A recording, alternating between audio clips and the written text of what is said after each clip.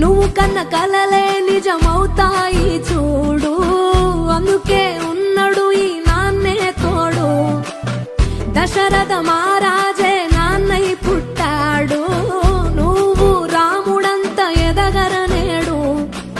చరితలు ఎన్నడు చూడని మమతల గూడే వీధిరో, సంపద అంటే ఏదో కాదురో, ఇంతకు మించి